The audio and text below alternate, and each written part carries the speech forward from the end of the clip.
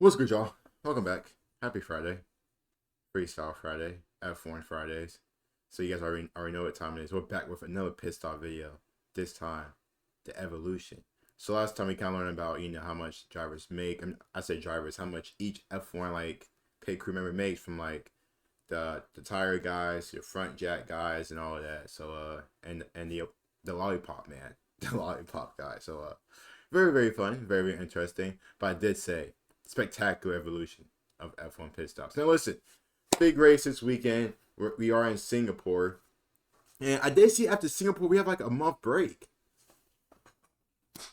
Dude, man, these breaks are crazy. Like, oh my god! But we should be live for that. Singapore, I think it's at 8 a.m. Eastern Standard Time. So guess what? We are gonna wake up and get to it, man. We gotta watch the race together. As always, hope you guys do enjoy the video. Don't forget to like and sub. And shout out to Driver 61. And let's start. That was a pretty mellow, cool intro. Wasn't too high, wasn't too low, just smooth. Just got straight to it. Anyway, man, let me shut the hell up. Let's get it. F1 pit stops haven't always been the 2-second synchronized dances we see today. In the past, they were much. I'm sorry, much AT&T more texted me about some new utter iPhone. chaos of the first stops, to no pit lane speed limits, to spectacular fuel fires. Hold up, no. So drivers to be just speed demon down the freaking pit lane. God, F1 man, crazy. This Eddie Irvine clip is still crazy to this day. My guy, that's some Ghost Rider type stuff. Like my guy's really on fire driving. As we take That's a look at crazy. the incredible evolution of the F1 pit stop. Motorsport began pretty much as soon as cars were invented. It all started in France back in the late 1890s. These pioneers competed on dusty and unmade roads in what we would see today as rallies.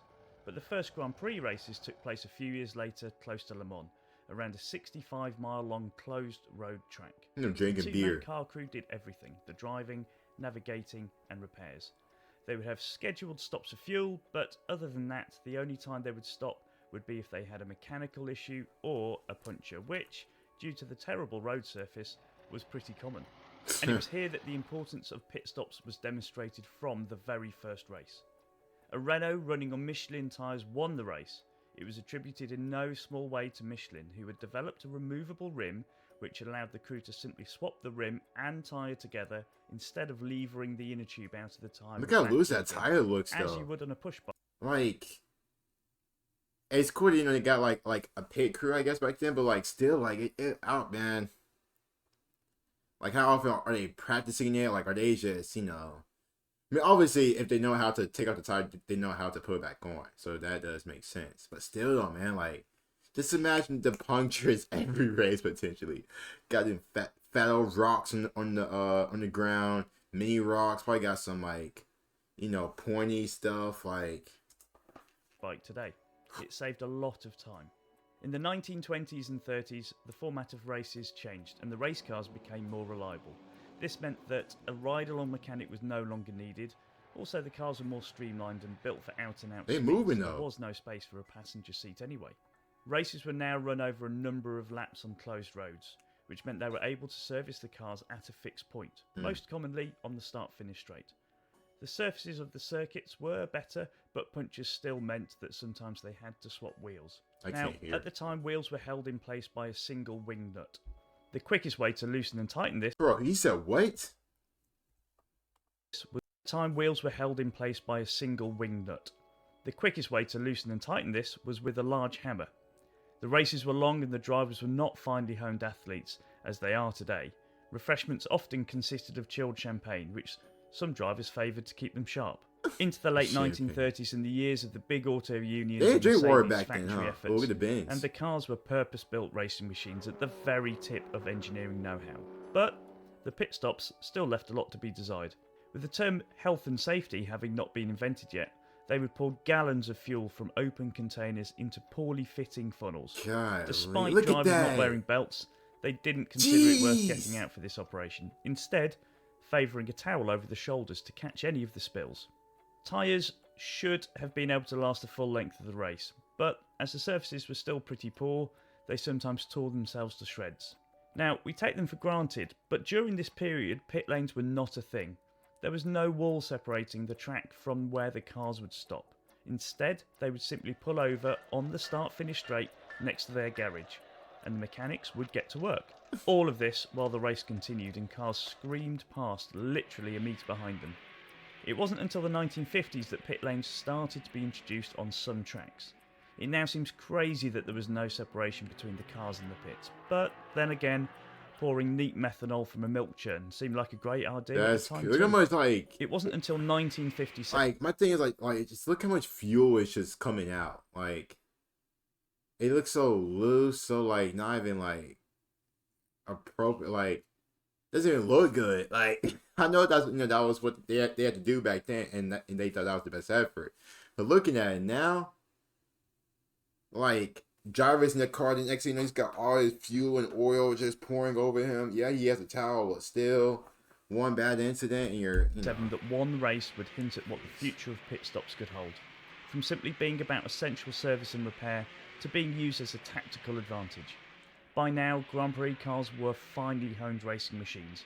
Engines could be pushed hard for the duration of the race, and tyre technology had come on so far, one set could confidently last the full race distance. The engineers got around the fuel consumption issues by building larger and larger tanks into the cars. This, of course, made the cars extremely heavy at the start of the race and a lot harder to drive.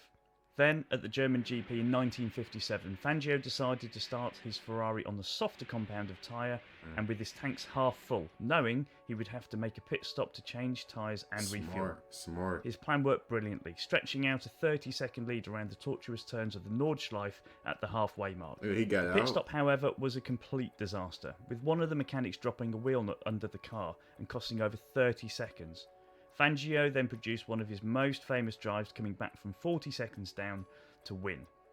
But, thanks to the wheel nut incident, the strategy was seen as too risky to try again, and the pit stop remained for emergencies only for the years to come.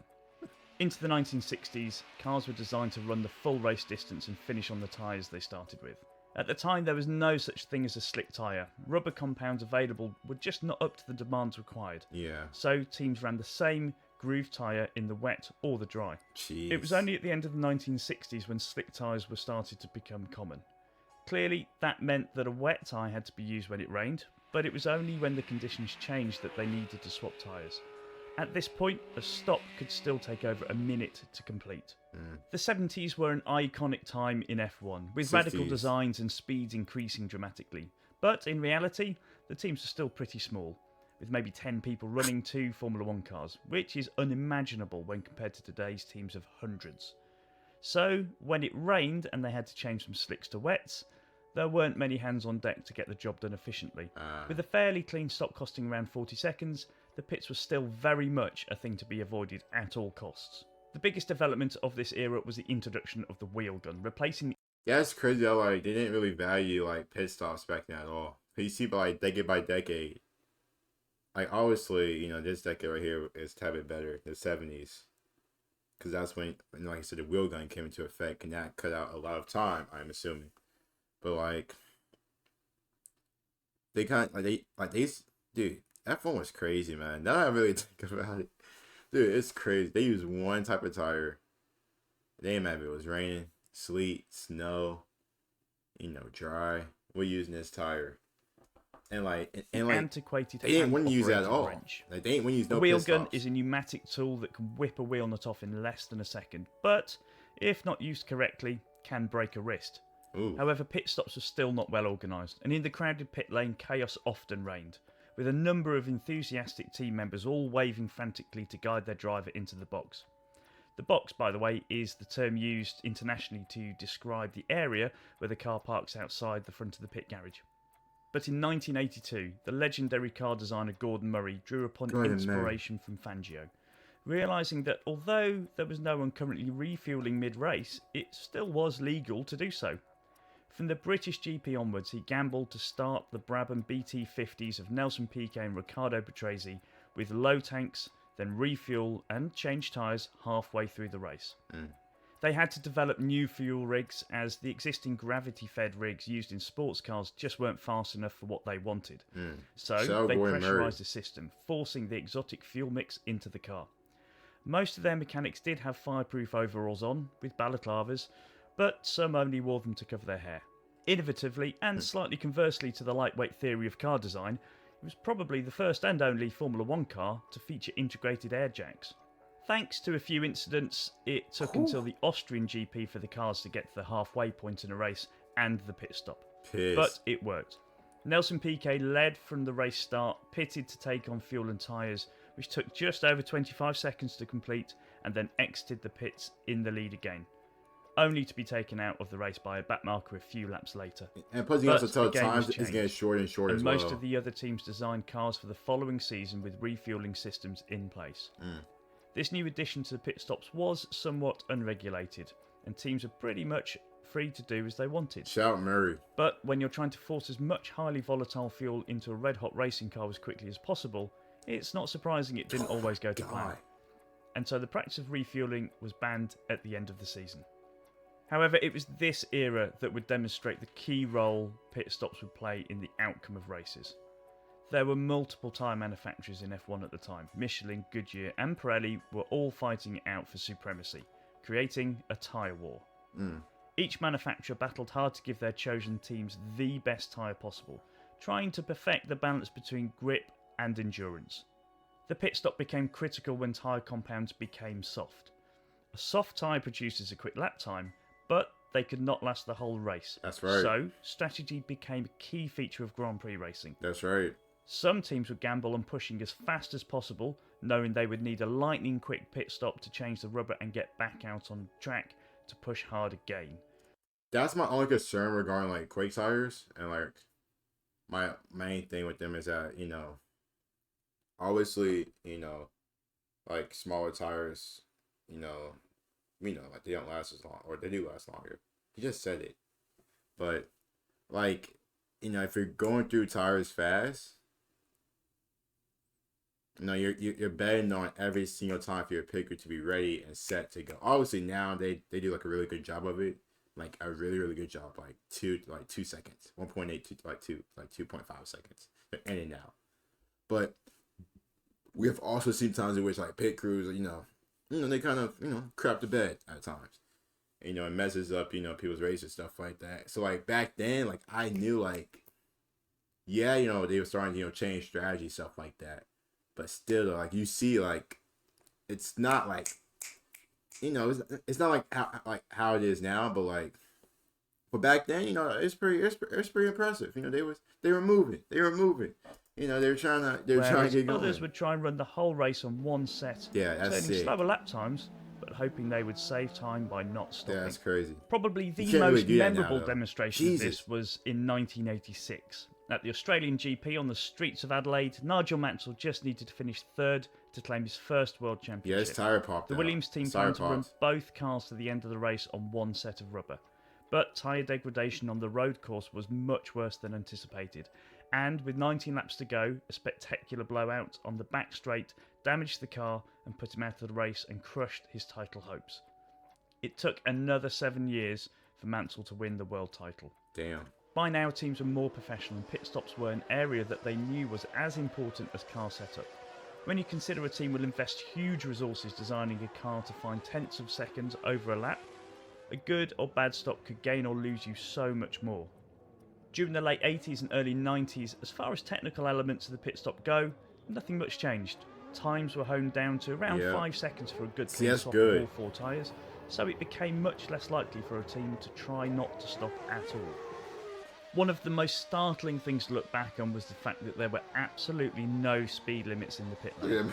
Cars could blast down the full Bro, length it's of the going pit lane as fast crazy. as possible, try to make it into their pit box through the crowds of mechanics from other teams, and then scream back out again, losing as little time as they could. The thought of that in these days of health and It's safety is wild. unimaginable. But, surprisingly, there are only a handful of incidents. The one incident that did change things, however, was at the Imola Grand Prix on that fateful weekend in 1994. The Minardi of Michele Alboreto lost a wheel just before the pit exit and struck 4 Ferrari mechanics waiting in their pit box. After the race, the number of team personnel allowed in the pit lane was limited, and a maximum speed of 100 kilometers an hour was God. introduced and has stayed ever since. 1994 also saw the reintroduction of refueling. Things had moved on a lot since it was banned 10 years prior. Each team had to use a mandatory fuel rig supplied by the sport's governing body, and the rate at which the fuel was pumped into the car was controlled at a much slower Thank God we rate. got rid of fuel. That was until Benetton, while trying to gain an advantage by increasing the fuel flow, illegally altered their rig, which led to Jos Verstappen's spectacular incident at the German GP in Hockenheim. In the race to be stationary for the shortest possible time, Sorry. cars were sometimes sent before the fuel hose had even... That's the crap I be talking about. Like, bro, imagine. That's scary. That is scary. Absolute scary. You're driving down the pit lane. Next thing you know, you still got the little tube behind you, still in your fuel box. Then you got Ghost Rider Part 2 happening again. And you got the another driver behind you driving through that. Jeez, man. Hey, thank God for these changes. be But you see just how disconnected from the wild car it with was obvious compared to consequences. now. Despite a number of incidents, it wasn't until 2010 that in-race refueling was banned once again. From 1994 to 2009, the pit stop was generally defined by the length of time it took to refuel the car. Unless there was a problem with a wheel gun or a loose nut, the tyres would be changed way before the fuel was finished. This Yeah. all changed in 2010, when it was now a race between the mechanics of the team as much as the drivers. Rules were introduced which forced the teams to use at least 2 compounds of rubber. This played on the fact that pit stops create many exciting variables, and strategy became a huge element of the race. We have seen it this year. Pit stop has become a lightning-fast, choreographed dance of over 20 people, dressed head to toe in safety kit, all in perfect symmetry, changing 4 wheels in under 2 seconds. That's For an crazy. in-depth look at a modern Formula One pit You know, like how much practice and work you gotta get to that, make sure everything is like stop, smooth. head over to the video we made earlier to understand the fine details of this impressive system. The pit crew is now an integral part of the team, and is prepared with as much precision as any other part of the car. Although all pit crew double up in other roles within the team, a huge part of their job is spent training, analysing and perfecting their individual role in the stop. They all take huge pride in their work, and you can see that when they know they've had a good stop. Conversely, it's clear when it did not go well. The harsh reality of a pit stop is that the pit crew can rarely win Oh a God, race, not this again. but they can very easily lose one. Come on! So, as you can see, pit stops have come from necessity and to be avoided at all possible costs, to being transformed into pivotal elements of an F1 race, which have been added into the mix to create a bigger show. Love them or hate them, they hit. It's still funny to see like how they used to pull over on the side of the track. They used to pull over to the side of the track to like refuel up, change the tires, if that. God, we came a long way. We came a long way, man. Oh my God, we came a long, long way. We see some good, we see some bad. Hope you guys did enjoy the video. Don't forget to like and sub as well. Take care. Stay amazing as always. Peace.